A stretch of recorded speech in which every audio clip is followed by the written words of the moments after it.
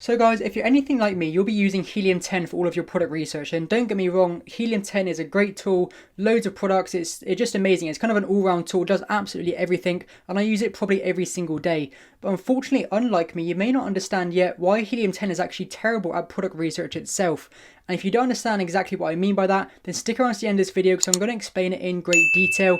But with all that said, let's get straight into this video.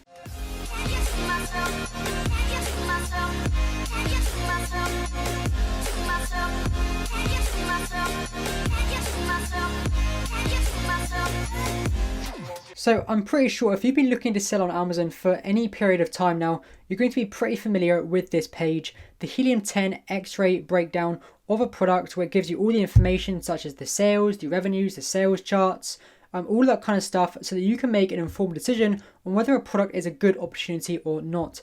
And one of the key features of this page I see a lot of, especially beginners and new people to Amazon, pay a lot of attention to, is this score at the top, the success score beta. Okay, now this success score basically takes into account the sales, the price, the reviews, the competitiveness. It takes into account all of these different factors and gives you a score and basically tells you how good of an opportunity Helium 10 thinks this product is. Now, of course, it looks at the images and gives it a listing score and all these things, and all of that is taken into account. And so for this product, it gives it a rating of 35. Now, obviously, the higher star rating and the higher number, the better opportunity Helium 10 deems the product to be. Now, the issue I see with people focusing on this number is that it's not really that reliable. And me personally, and I think anyone who really properly sells on Amazon and properly does their research and has a good understanding of what they're looking for, no one pays any attention at all to this score.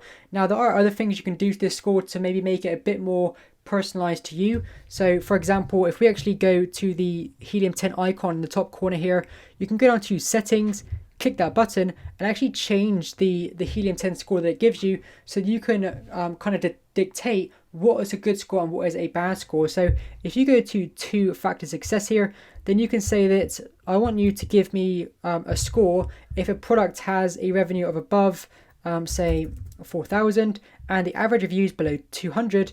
We can go ahead and save that. Now Helium 10 is going to refresh over here. So we go to that and run the report again, then the number we get in the top right hand corner is going to look a bit different because now it's taking into account the things that we are looking for. Now this can help you very quickly distinguish if a product is going to be a good opportunity or not, but really in general, I don't pay any attention to this number whatsoever, whether it's what Helium 10 gives me or what I've decided for it to be. So as you can see, we've got a 3 rating here. So 3 of the top 10 products have revenue over 4,000. And then we have a 6 here. It's because 6 of the top 10 products have reviews of under 200. So it does give you kind of a quick insight into the data that you've given it, but really it just doesn't help you that much. And the reason it doesn't help you is because it doesn't have a human aspect to it, in my opinion. So some of these listings, it will give you a rating of anywhere from 1 to 10 for a listing. And the way that it does that is it takes into account how many characters you have in your title. Do you have 7 pictures? Have you filled out your bullet points? Do you have more than, I think it's like 10 reviews? And if you have those things, it'll give you basically a 10 out of 10 score. But that doesn't take into account, okay, how good are the images? It takes into account, are they more than 1,000 pixels? So are they good quality? But you can have a good quality picture. I can get my phone right now and take a picture of a product on this white desk, and that might be more than 1,000 pixels, but it doesn't mean it's a very good picture for Amazon. It's not got all the key features, the key benefits. It hasn't got all of those things. So what Helium 10 doesn't take into account is the things that you can look at. Okay, can you bundle product? Can you differentiate it? Can you improve on the listing? Can you stand out more than your competitors? Can you make the main image better so that more customers look at your listing and click on yours over competitors?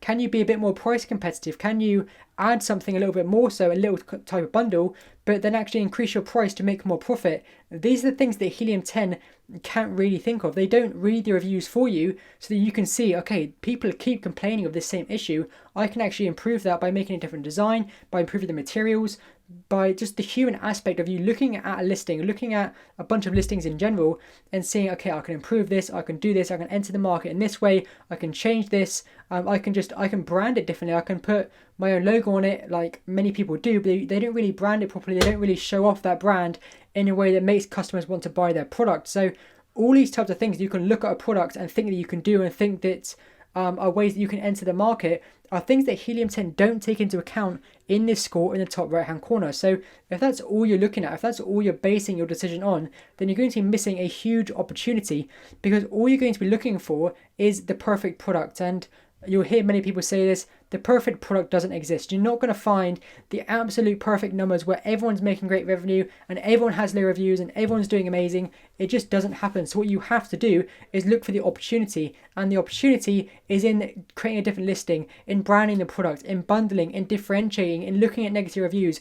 That's where the opportunity is, and that's what Helium 10 doesn't take into account with this score up here. So if they're missing the most important bit, which is looking for the opportunity, then this number is basically worthless for your product research. So if that's what you're focusing on, if you're focusing on that number, then you're just going to be missing out hugely on products that you could be launching.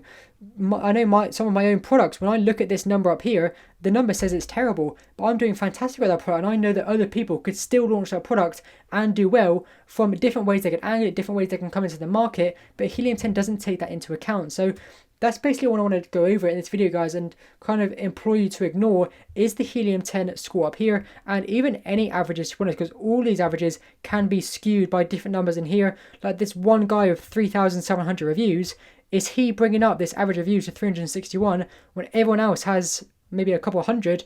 But are these, even this guy here, 1,200, are these people skewing the results? And that's why just averages and just kind of algorithm numbers that they're giving you cannot be trusted as much as just what you can see personally and what you can gather from looking at a market from a human perspective. So hopefully you've learned something from this video, guys, of what you should be looking for when you're doing your product research. Of course, if you are looking to sell on Amazon and you want something that's going to teach you how to do that step by step with my own personal support, check out the AZ Academy, the first link in the description. I guarantee you would not be disappointed with that at any point. So with that said, guys, if you've enjoyed the video, subscribe, click the bell notification, give the video a thumbs up, and comment down below any suggestions for future videos or what you've thought of this video. I really appreciate it. I'll see you in the next one.